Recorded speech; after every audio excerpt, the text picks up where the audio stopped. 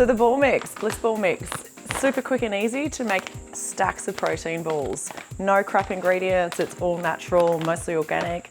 There's a huge bag, 30 balls, and there's a small bag, 15 balls. All you do is just rip open your pack, tip it in a bowl. That's a small pack in here, that'll make 15 balls. All you have to do is add coconut oil or water and squash them into shape. So that small packet, that just needs 45 grams of coconut oil or water. So I'm gonna use coconut oil. It gives them that really nice melt in your mouth, chocolatey kind of taste. You just gotta give them a really nice squeeze. So use clean hands and just keep squashing it through. And all of those beautiful, healthy, chocolatey ingredients will soak up that oil. And then you'll end up with a nice kind of mud. See, it's starting to stick together now. And if you feel like, it probably needs a little bit more moisture, you can put in some more oil. I'm gonna add a little bit of water. I like to put a little bit of water in too, so you can do a bit of both.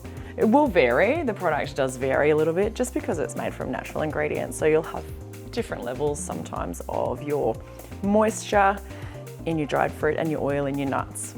Just keep adding enough moisture or oil until it'll stick together like a nice mud, like this is starting to become. Look at that, beautiful.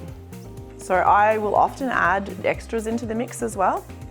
Some of my favorites are some good quality peanut butter. Frozen raspberries are beautiful as well. So you can just tip your frozen raspberries into this mixture. And I normally make a slice if I'm doing that. It's like a coconut chocolate raspberry slice, pop that in the freezer and chop them up. You can add so many different things. You can add coffee to make mocha balls. You can add some nice strong chai tea to give that chai spice. There's so many recipes on the website. You can, use it as the base for your raw desserts, slices and cheesecakes. Just check it out and you'll get plenty of ideas.